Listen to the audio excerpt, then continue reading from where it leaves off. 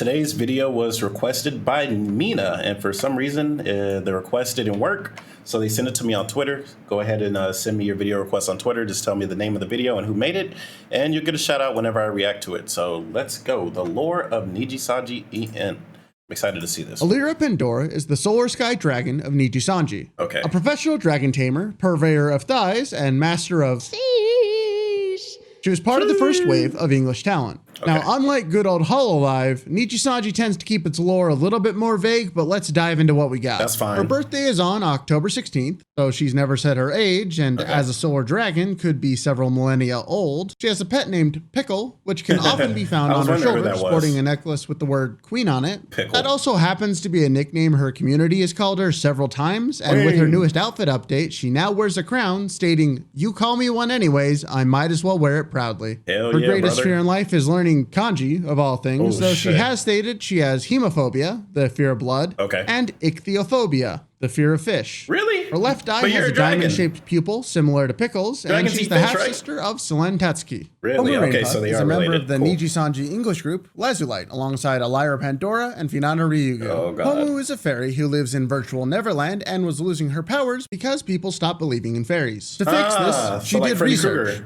a lot of it, into Okay. that side of the internet, and eventually came across anime and VTubing. Nice. Realizing its potential, she decided to become a VTuber to get people believing in fairies once again, using her big Pomu energy. Rumor has it that Okay. she's on the path of world domination once she gets strong enough, I and believe I'd it. say she's succeeding, because the website whose entire purpose is to say "I'm Pomu" with the press of a button has been used 3.5 What billion the times. shit? The website is impomu.com. Her birthday is on July 12th, and we don't know how Ain't no old she way. is because fairy culture measures age in flowers. She didn't want to do the conversion for us. Thanks, Pomu. She is 9 centimeters tall in her fairy form, which apparently is short for a fairy, but her human form is 156 centimeters. Still Most short. importantly, just remember, Finana Wow. Ryugu, mermaid, anthropologist extraordinaire, Okay. and egg. And If you know, oh, God. you know. I know. Finana is a member of the Unfortunately. Nijisanji English group, Lazulight, alongside Elira Pandora and Pomu Rainpuff. A descendant of Ryugu, the dragon sea god, her royal duty is to preserve the coral reefs in the tropical seas. Her interest in humans began because a tropical fish told her rumors of the land above water, and the stories eventually convinced her to leave the sea and begin her study of humans and their culture. So the Little Mermaid. Got it. Her birthday is on July 21st. Once again, we have no age other than Fruit Loop, like 90% of all VTubers. She's Fruit also the Loop. shortest member of Nijisanji English at 140 centimeters, much to her dismay. Nice. Her name often gets auto-corrected to Finance, which is also the name her fans call her when she uses a lower voice. And finally, she has stated liking squeezing things to distract herself from nervousness, and has on occasion stress used her ball. own 2 stress balls for expressly this purpose. Oh, yeah. Petra Gurin is your local frost penguin, also known as unidentified subject number 2434. What It's is not this? stated where she was found, only that it was a group of researchers who initially discovered her living in isolation. She was taken in by their protection program to help teach her how to live and interact as a human. Okay. After a couple of years, she was introduced to streaming as part of a socialization initiative to help her deal with large crowds of people. And so she joined the Didn't work. Nijisanji English group Obsidia alongside Selen Obsidia. Tatsuki and Rosemi Lovelock. Her birthday is on December 4th. You guessed it, we don't get her age. And Yeah, she's only nice. 142 centimeters tall. As a frost penguin, if she ever gets too cold, she reverts back to her penguin form, so That is hilarious. that's why she always wears a hoodie or some other form of warm clothing. She's also tried to clone Rosemi by snipping off parts of her hair and planting it. The copies keep dying on her, but she keeps trying anyways. Jesus Every Christ. day, burying the bodies and using them as compost for the next Rosemi. Oh, God. Rosemi Lovelock is a rose maiden who once lived in a beautiful but secluded flower garden. Quite Okay. lonely, as she rarely received visitors, potentially due to her many thorns, she often wondered how to better interact with people. It was then that she noticed a small fairy who frequently tended to other I love the cross-pollinization of the lore. I love it. flowers and was always quite happy. Wanting to learn why, she asked a nearby bumblebee about this fairy and was told the reason she was so happy is because she's a VTuber. Quickly becoming one herself so she could interact with the world beyond her small garden, she joined the Nijisanji English group Obsidia alongside Petra Gurin and Selen Tatsuki, and also somehow ended up as an intern at Pomu's company, Scam. Rosemi's Scam. birthday is on September 16th. Her age has been redacted, of course, and she's 150 centimeters tall. There's also a possibility she is Satan, given a few frames of the Obsidian release video, where the words Satan, Penguin, and Dragon flash across the screen to introduce its members. I guess it's true. A Rosemi by any other name would still be Satan. Selen Tatsuki. So I'm wondering, with the cross-pollinization, is it because Nijisanji, right? Like Rosemi, before she was part of Nijisanji, was probably a different name, and same with the others. And like Nijisanji was the one that said, hey, we want you guys to have these names and these models. Like, how does it work when you sign up to these companies? He is a half-dragon, half-human member of Nijisanji English, would still be Satan. Did he say Selen Tatsuki is a half-dragon, half-human member of Nijisanji English, and the half-sister of Elira Pandora. She is a lunar sky dragon and can swap between her human and dragon forms at will, though her human hand still retains a draconic appearance. She is a professional dragon tamer and racer, often coming in first place only to discard the trophies later because she's more interested in the thrill of the race. This may be why racing attire is her go-to outfit and why she plays high-octane games like Apex on stream. She's also really good at them. She somehow got both internet and electricity into the cave she lives in, and her current dragon in training is Ember, a self-proclaimed good boy who she keeps a muzzle on so he doesn't accidentally burn us. He also has some pretty nice dance moves. She celebrates her birthday on November 30th, because that's the day she ate her twin. Yes, you heard that correctly. And she's old enough to have a flying license that she paid $200 for, and is definitely legitimate. Yeah, Reimu Endou, the Ghost of Darkness, one of the few canonically dead VTubers. Unfortunately, not much is really known about how she died, but we do know she awoke as a ghost in the underworld, remembering bits and pieces of her life with the other members of the Nijisanji English group Etheria. However, soon after awakening, a ghostly figure approached her, reaching out its hand and beckoning to her. Don't know why she took its hand, but she did. It changed her appearance, stole her memories, attached itself to her head, and is potentially the reason. Oh, is a crab on her head? It's like the Pokemon that sucks on the freaking host and kills him. She was able to leave the underworld by following a trail of wisteria flowers, which happened to be one of the kanji in her name. This flower is known for representing long life and immortality, so Reimu might just be immortal now. Not really sure. With a crab on her head. Her birthday is on November 2nd. She's 155 centimeters tall, and unfortunately, she doesn't remember her own age. Reimu has also been on Earth for a while, having mentioned she ran into Vox around 400 years ago, beating him at a game of some sort, though Vox vehemently denies this. I don't believe it. Enna Alouette was once a normal human. However, during her time as a mortal, she experienced many hardships and became cruel and bitter towards others. Suffering a severe accident that resulted in her death, she was sent down to hell to atone for her wrongdoings. Unfortunately, the divine beings that passed judgment on her didn't realize that she would not only thrive in hell, but become a major influence on other residents.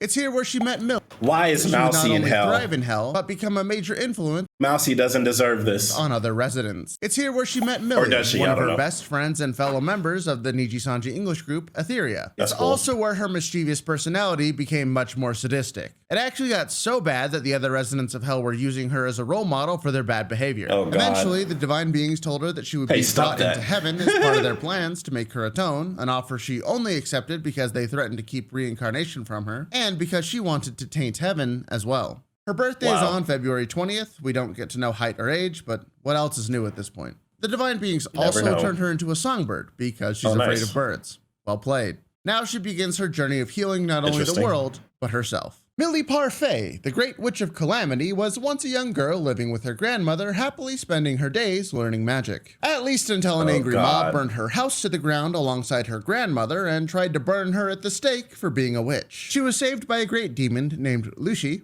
who asked her to form a pact with him. Millie's grandma got burned to death? He did, so he promptly made meteors fall down and kill the angry mob. Meteors? After an undisclosed amount of time, she relocated to the underworld where she met Enna, who gave her a parfait laced with pomu leaf. Becoming immediately enamored with this dessert, she asked where she could find it. Being told there was more on Earth, she teleported there, where she found out her magic no longer Welcome to New York. Was now stranded, so she had to get a job and integrate back into human society. Overworked and having no financial stability, she decided to instead become a VTuber and join the Nijisanji English group, Fuck a job. She also moved the cardboard box she was living in to Elira's basement. Oh, nice. Her birthday's on December 12th. Once again, we get no height or age. Surprise. And finally, her magic wand is likely her grandmother's fork from when she was a child. Nina Kosaka is a member of the Nijisanji English group Etheria alongside Reimu, Millie, and Enna. Once a normal fox, then fox spirit, then the keeper of luck in heaven, and now a beacon of luck for humanity. She's lived as many lives as she has tails and claims to tell us all in time. We already know her lips are sealed on a few topics though, because she started talking about the working conditions in heaven, like the mountains of paperwork or not being able to drink, but was pressured to say no more under the threat of being sued by God. This was of course after getting kicked out of heaven for giving away too much luck, money, and in general avoiding work. She hates working. Her birthday is November 22nd, and we don't know how old she is or what life she's on for that matter. She's 165 centimeters tall without the ears. She was very adamant about telling us that. She likes calling everyone honey, and during her debut stream, she said the word 96 times in 26 minutes, averaging out to be 3.66 honeys per minute. Finally, she has extensive knowledge about cannibalism, which is something we should all be concerned about.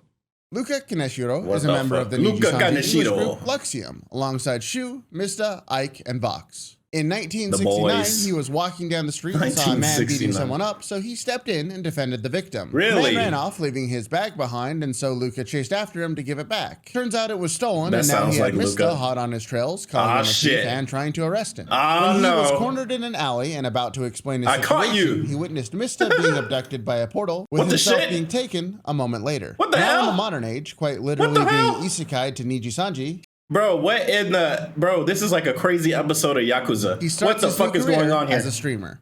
He claims to be an evil mafia boss, but is the biggest teddy bear of this guy's nice as hell. A new moniker, the Pog Boss. He's also the first human of Nijisanji English to debut, like an actual, normal, regular human. Just wanted to point that out. I ain't gonna lie, I thought Luca was like some type of lion. He's I don't on know April why. 10th. He's I thought his hair was like a man. Actually telling us. And he's 178 centimeters tall with the biggest booba. Sorry, I mean chest size of the Luxium group. That's a cool tattoo. I never noticed Rias, it. Detective extraordinaire, is a member of the Nijisanji English group Luxium, alongside Shu, Ike, Vox, and Luca. Once a great detective from 1969, he was known for cracking the most difficult of cases, due in no small part to his excellent sense of smell. In fact, it was because he was using this to find a notorious thief that he bumped into Luca as he was beating up a thug and mistook him for that thief. He chased him into a corner, but got teleported away and into the modern age. He then proceeded to get absolutely hammered at a nearby bar, crying and complaining until the barkeeper showed him VTubers, and now he plans to use his followers to help find the thief he was chasing all those years ago. His birthday is on January. But if he time traveled, dude, that thief is probably dead, and like the circumstances are over. Like, you can only go to jail after like so long. January 20th. The charges will be dropped. And he's 177 centimeters tall. Don't be fooled by the ears on his head. They're actually just part of his hat. Okay, cool. That's right. We got another normal human. Until he starts cooking. Then he becomes the eldritch horror of the kitchen, and we all need to run for our lives. Seriously, who leaves rice in a rice cooker until maggots spawn? Shu Yamino, the sorcerer from the past that got sent to the future because of magical poop. So that's where the poop comes from? Okay. Are these notes right? Yeah. They are?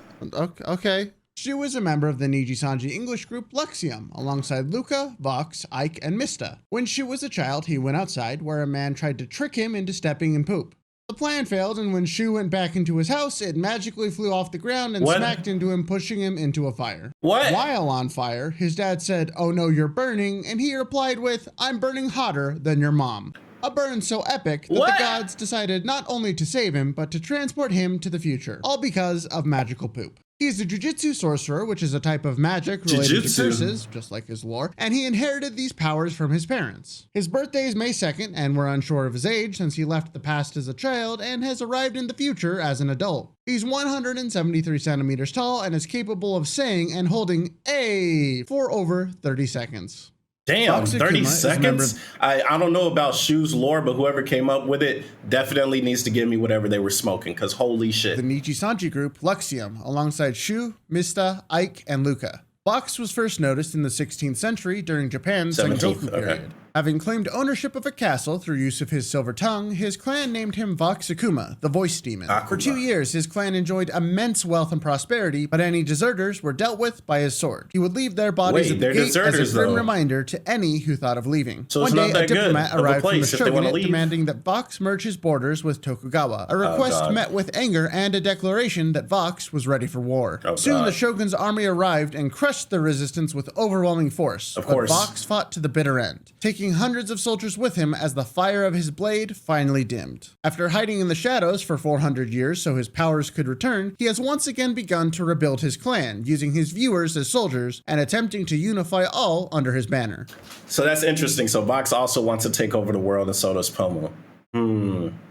I wonder who will win in a fight, Pomu or Vox. Like, they have their soldiers go against each other. I think Vox is a better tactician, though. He's already surpassed his original clan size of 522 by about 80-fold, so I think he's well on his way. 800, okay. Ike Eveland, a novelist from the past. One day, while walking through the marketplace as a young child, Ike came across a stand selling books. After looking at them with longing for a little while, the vendor decided to give him one to take home and enjoy. Oh, nice. Falling in love with the stories being told, he decided to become a novelist himself to help spread this joy to others. That's cool. One day, as he was working on his books, his vision began to blur, and suddenly he found himself in the present age. After a little adjusting to the modern era, he found himself a new family and home alongside his fellow members of the Nijisanji English group, Luxium. He's now turned to streaming to fulfill his storytelling passion, but we may yet see more books from him in the future. I love his storytelling and his music, though. His birthday is on June 12th. He felt converting his age was too hard, and he's 173 centimeters tall without heels. He also has campanophobia, the fear of bells, which his fans are careful to warn him about whenever he's playing any games on stream. Albin Knox, the Phantom Thief. Growing up in a ruined city in the distant future, he was forced to steal food for survival alongside his best friend. They actually managed to get away with this for his entire childhood and well into adolescence until one day they were caught and beaten. Albin survived, his friend did not. R.I.P. Determined to save the children of the city from a similar fate, he continued to steal food and hand it out to those who needed it. He eventually became a great thief, and during a heist to steal a large diamond, a portal opened in front of him and pulled him into our time. Now he works for the Nijisanji English group, Noctix, alongside Fulgur, Uki, Yugo, and Sunny. His birthday— Man, I ain't gonna lie, these outfits are pretty fire. What the hell?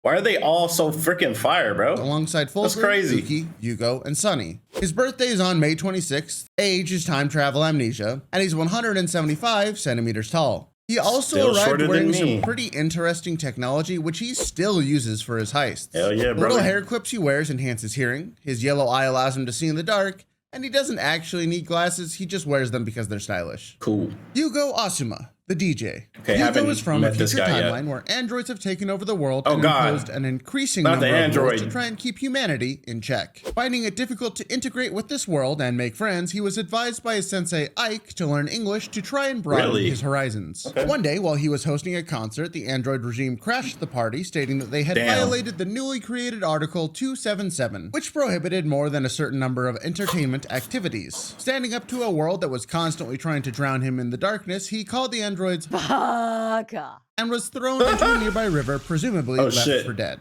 Somehow, he was instead transported to our timeline, where he made friends with his fellow members of Noctix and is committed to living life to its fullest by playing freely, clumsily, and without regret.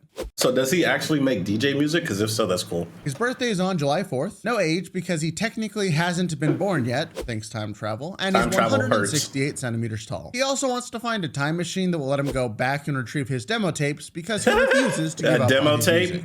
Sonny Brisko is the commander of an elite special forces group called the VSF in the year 20XX. Dedicated to fighting virtual crimes such as people illegally downloading cars or stealing virtual identities, he found himself hunting a hacker organization called Blackout. When they finally found their base, he entered alone, and turns out Sonny is actually really good at his job because he took out every enemy agent except their boss, which turned out to be his boss trying to go back in time to undo the virtual age. But not before talking everyone's ear off and then getting sucker punched by Sunny, which caused him to get taken by the time machine instead and dropped off in front of Nijisanji HQ. Now he works for them, investigating the crimes of this era, which hopefully means Mysta's war crimes against food will soon be abated. His birthday's on April 6th. Age was redacted. His name was supposed to be redacted as well, but didn't know how well that went. He's 180 centimeters tall, making him the tallest of Nijisanji EN. Still shorter than me. And his fellow members of Noctix are Fulgur, Albin, Uki, and Yugo. Fulgur Ovid, the cyborg.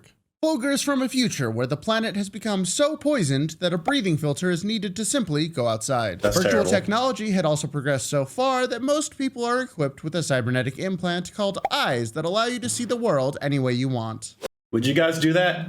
While working as a legatus, also known as the Cyber Police, in the megacity known as the Republic, he was tasked to stop a terrorist group called the Martyrists from going back in time and eradicating humanity, all because they believed it would heal our world. Unfortunately, during the confrontation with one of their leaders, he was sent back in time instead and now hangs out in Nijisanji with the other members of Noctix. Except for that everything up until that last part was fanfiction he wrote about a Dungeons and Dragons character. He's not the badass that he showed during his original debut, unless of course Vox asks. He's actually an archivist cyborg who's really into literature, though we're not sure how he ended up here. His birthday's on March 26th, no age is given, and he's 178 centimeters tall. This guy's lying about his life. Also read his blog Legatus 505 if you want more of his lore. Uki Violeta, the psychic.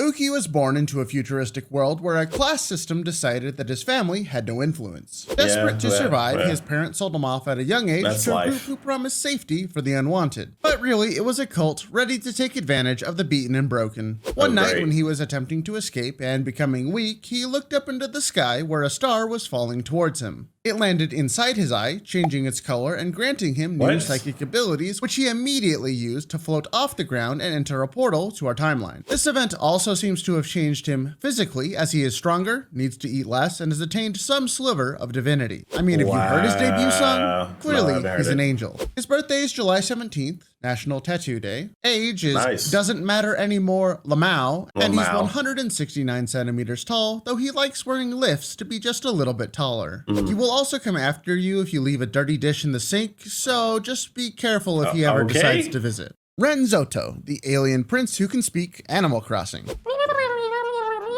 This audio is not altered. Ren is a member of an advanced alien species who are considered to be the apex predators of the galaxy, moving from planet to planet, leaving only devastation in their wake. He was the most known and feared of his kind, just until he got bored and then pieced out from his homeworld to find a new life. During his journey, he came across Earth, where he discovered people who enjoyed eating food, playing video games, watching anime, and most importantly, listening to music, something he had never heard before. He was instantly enthralled and started to not so subtly observe from his floating spaceship that people thought was a weather balloon. Deciding he wanted to stay on this newfound planet, he enrolled in the Aluna Institute of the Mystics while following his newfound passion in music. His birthday's on March 25th. He's somewhere in his 20s, 180 centimeters tall, and in his front pouch is a mint first edition holographic Charizard card. Scarle Yonaguni, the Enchantress of Nijisanji Aluna. Scarle is a year 3 student of the Aluna Institute of the Mystics, who is also an enchantress, as in that's her species, not her job. She seems to excel at wait, what's her job? She was also an enchantress, as in that's her species, not her job. She's a student? She seems to excel at brewing potions, has seductive magic, and her name's actually Scarlet. She just left off the T in her application to the school, and so Scarlet became her official name. We don't know how she got to the school or really where she came from, but we do know she changed the mole on her chest's name to Mika in honor of one of her senpais. Her birthday's on February 19th, National Mint Chocolate Day, ironically a type she doesn't enjoy. Her age is... I don't either. None your business. I'm old enough. That's all that matters. And she's 165 centimeters tall.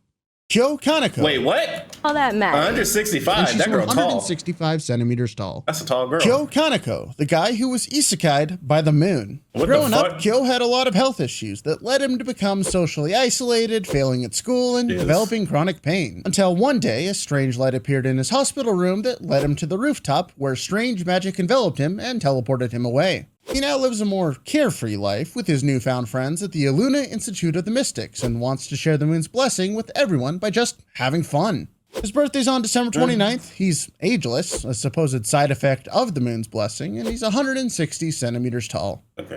Aia Amare, the angel of crime. Aia used to live in heaven, causing no small amount of trouble on a weekly, if not daily, basis. One day, while in the middle of an unarmed fist fight she was using a baseball bat in, an archangel called her into his office to explain that her 2 counts of arson, 5 counts of theft, and 17 counts of vandalism just that month had gone a little too far, and that the higher-ups would be taking more drastic measures to help her become well-adjusted. Despite her protest of, I haven't even done anything that bad, and worries no one was taking her seriously, she was sent off to the Aluna Institute of the Mystics, where she's made great friends and even toned down some of her more violent tendencies, beating up criminals in the Denny's parking lot instead of random people. Her birthday is on May 27th. She's age is redacted, and she's 158 centimeters tall.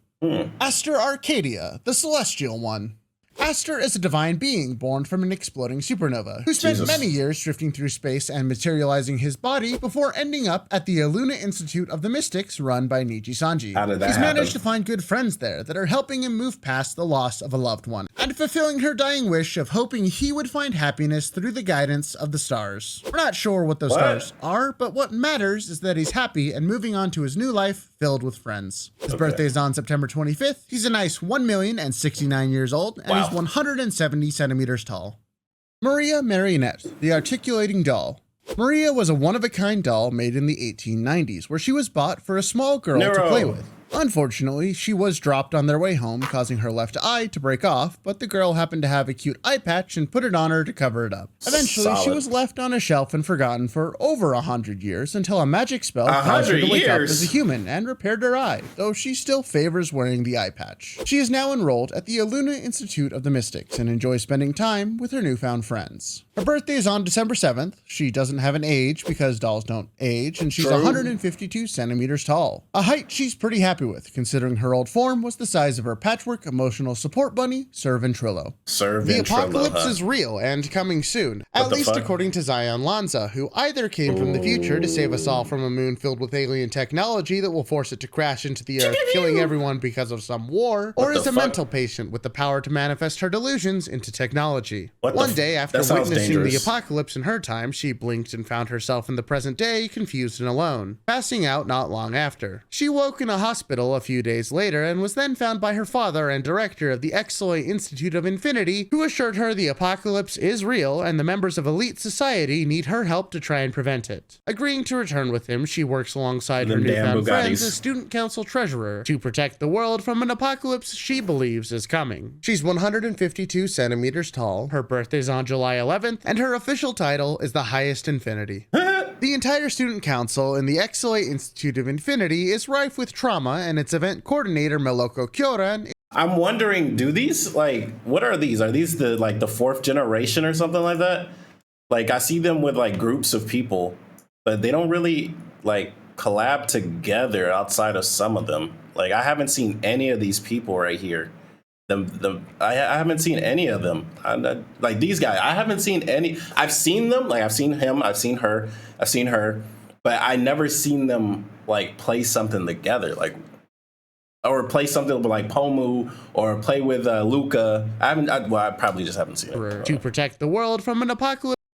The entire student council in the XSOLEIL Institute of Infinity is rife with trauma, and its event coordinator Meloco Kyoran is no exception. Growing up as a member of an elite exorcist bloodline, she was kicked out of her family when she failed to perform at the highest level. This is, of course, after effectively isolating her from the world by banning any fun or recreational activities during her childhood. Thankfully, a kind ghost told her of a secret road that would lead to what she truly desired, but in exchange, she wouldn't know her final destination. Deciding it was worth the risk, she traveled its path, ending up on a beach near the ruined city of XSOLEIL, being recruited by its headmaster soon after. She now spends her time helping her friends and others get through their struggles through her use of her council command, Happy Death Day, which allows her to exorcise ghosts and demons with her trusty umbrella, TV show as on long Netflix? as the sun isn't up. It's also more powerful when it's raining. An umbrella? Her birthday's on October 29th. She's 164 centimeters without heels, and her title is the Arcana of Melancholy.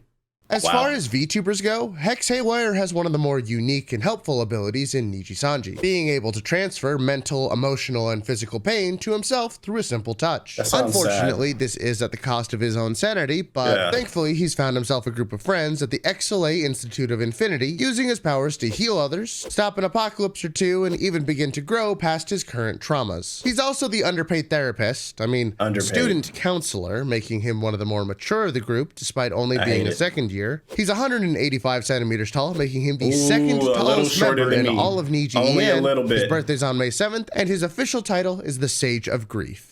If you've ever wanted a friend to take your place for a test, social event, or awkward date, Kochi Katura Hime's got you covered. All she needs is a simple touch, taking a picture with flash on, and voila, a perfect copy. Unfortunately, this constant copying of others led to a problem with her own identity and trying to find her place in the world until she was found by a cat who loved her for who she was. She named it Potato. Soon after, Zion Lanza and her father / potential great-great-grandfather showed up and invited her to attend the XSOLEIL Institute of Infinity, where she could find a group of friends with powers and struggles similar to her own. She accepted, wanting to become an inspiration for others like her sensei had been for her. Her birthday's on August 14th. She's 166 centimeters tall, and how she ended up as student council vice president is anyone's guess. Unlike the rest of XSOLEIL, we don't get Vermillion's backstory on how he became the student council president, but more of a comprehensive look at his abilities through his lore. On a mission given to him by Zion for leaving the student council room windows open overnight, he charged headfirst into a group of mercenaries to save a client's daughter. This turned out to be a pretty easy fight for him, since he used his council command Anima Veritas, which allows him to summon a soul knife, see a little bit into the future, and gain superhuman strength. Once the thugs were unconscious, he used his ability on the girl he was saving and saw that another kidnapping attempt would be made if he didn't deal with the problem then and there. So after that, all I'm gonna say is he walked away from a burning building and the thugs could no longer bother the little girl. Holy shit. His birthday's on August 25th. He's 173 centimeters tall and his title is the Soul Prophet.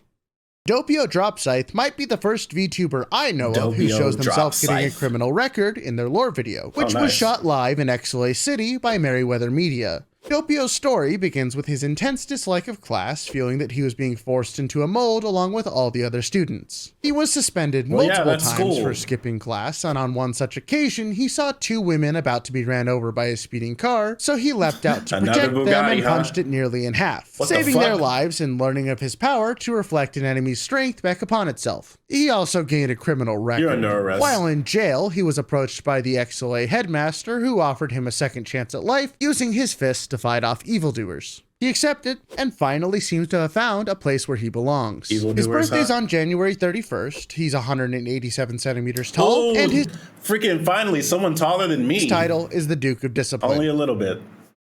So this is interesting. I love how they all have a lore. Also, shout out to what's this channel called? Raylice, right?